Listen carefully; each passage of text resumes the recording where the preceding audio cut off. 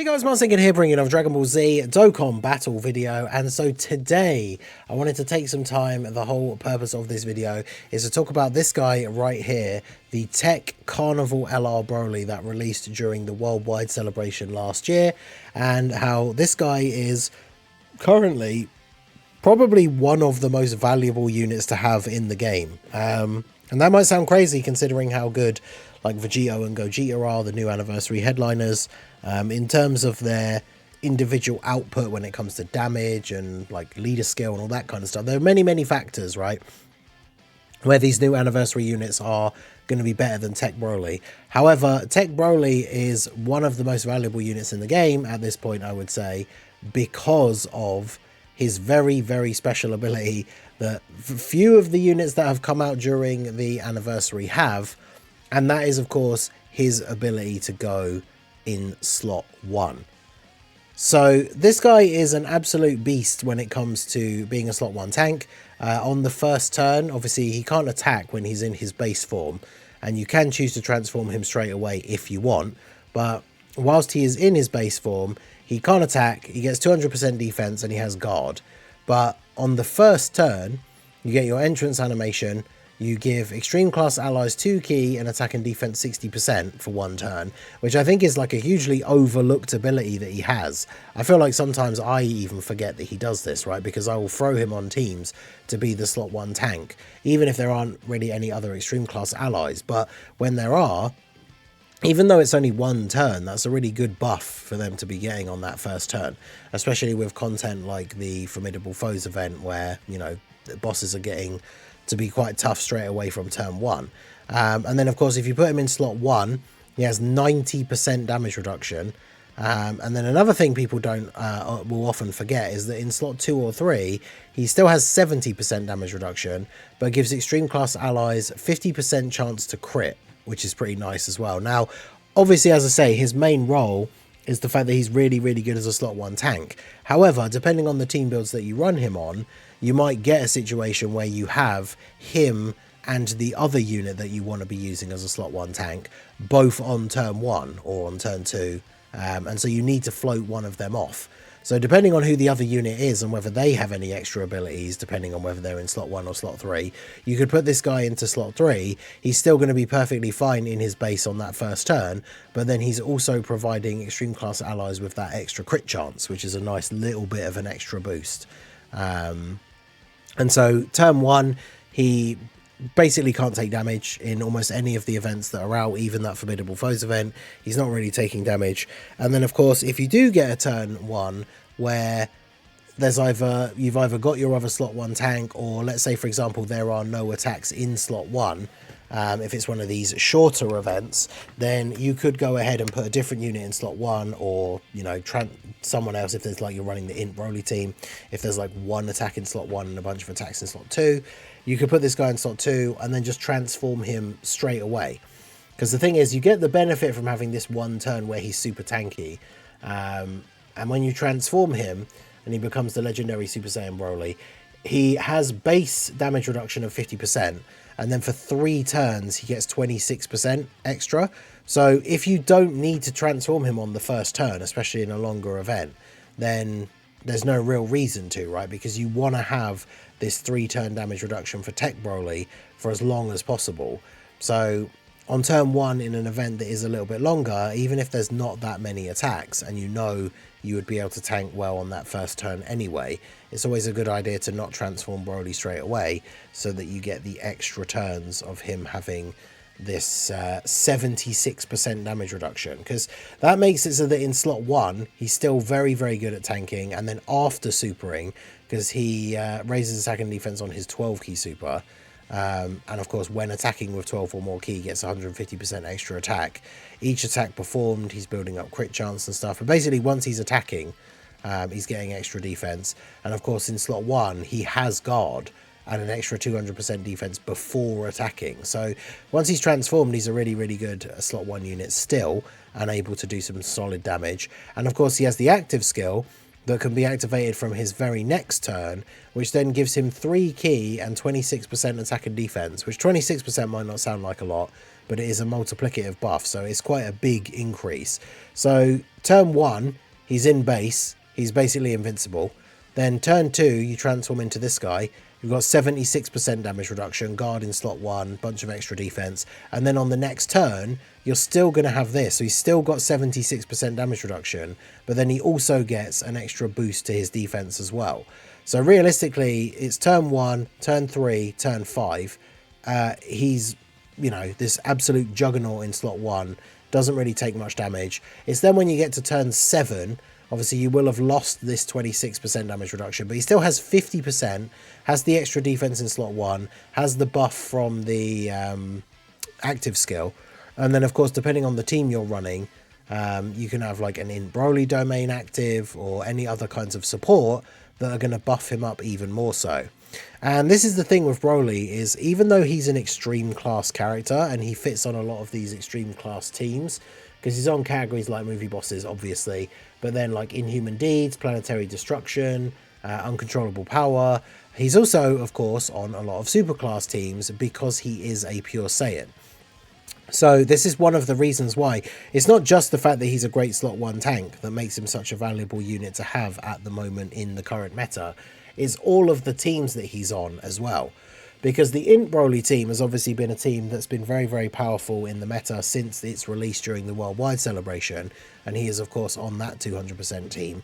But this team is starting to, I say struggle, but like events that are getting longer with these bosses at the end that have ridiculous amounts of HP, it's getting a little bit tougher for this team, although of course there are some still exceptional units. Like these events can still be done with these teams, of course, they're just a little bit harder.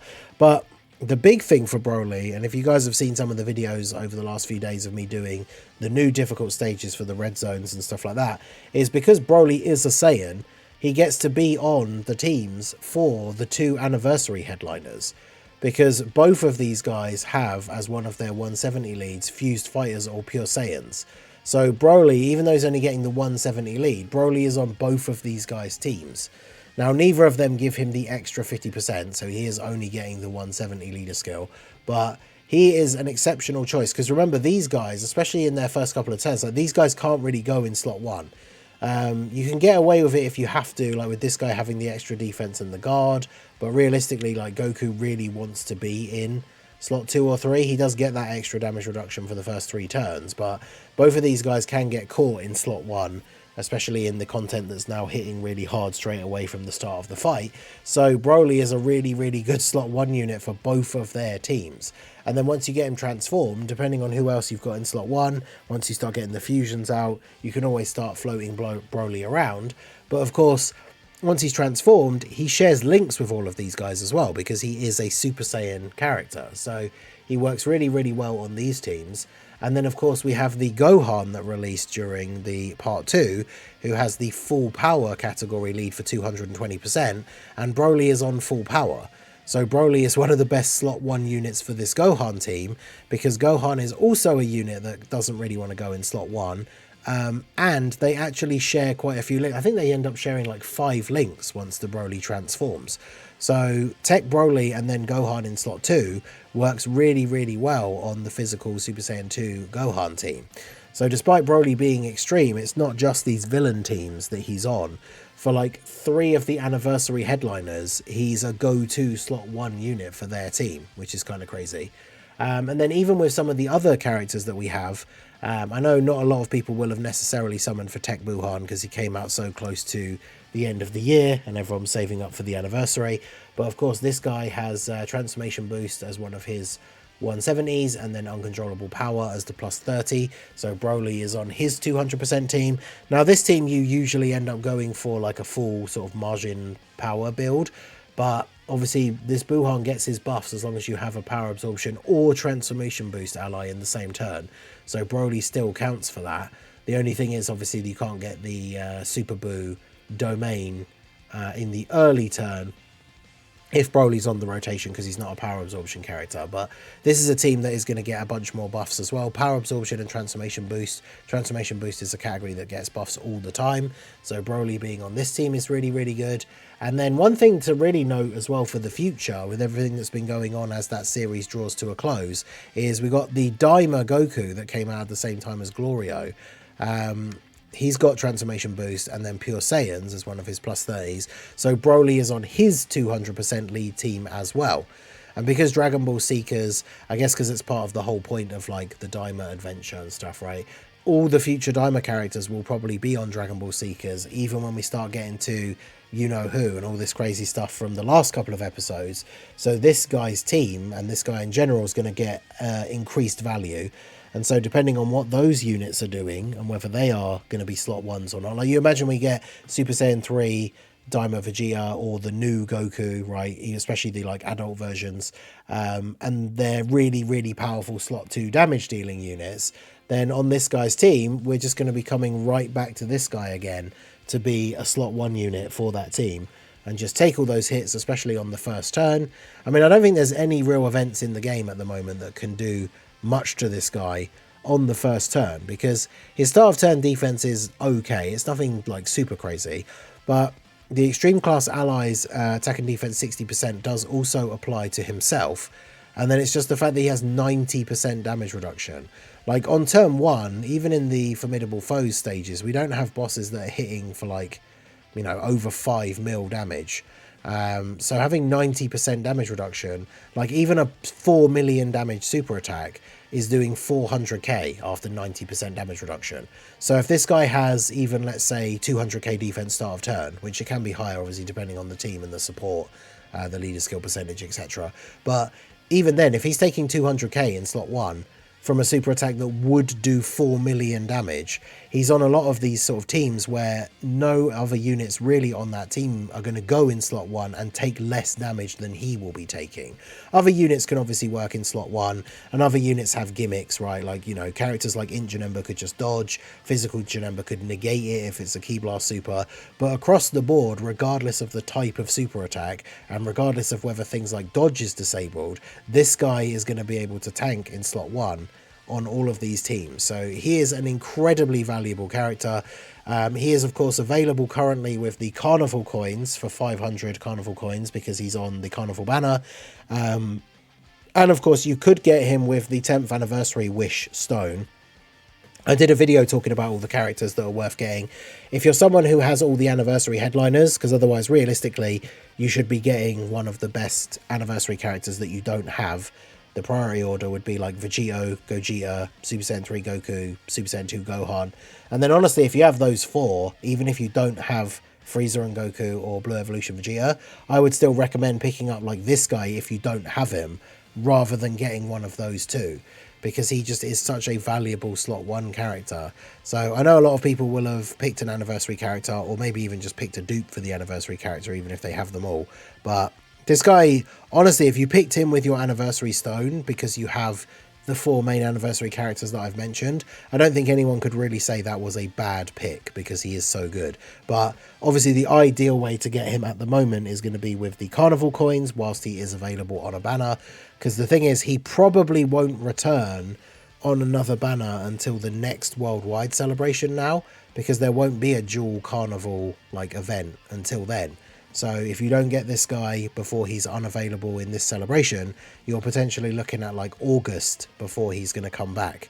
And all the events and things that are going to come out between now and then, Saiyan Day, Golden Week, Tanabata, that kind of thing, any new difficult stages that we get, it's going to be very difficult for this guy to be aged out of still not being one of the best slot 1 units in the game for those events. So my advice, 100%, if you do not have this guy, try and pick him up now during this celebration, whether that is with the Carnival coins, whether that's with the anniversary stone, if you've gotten the main anniversary headliners.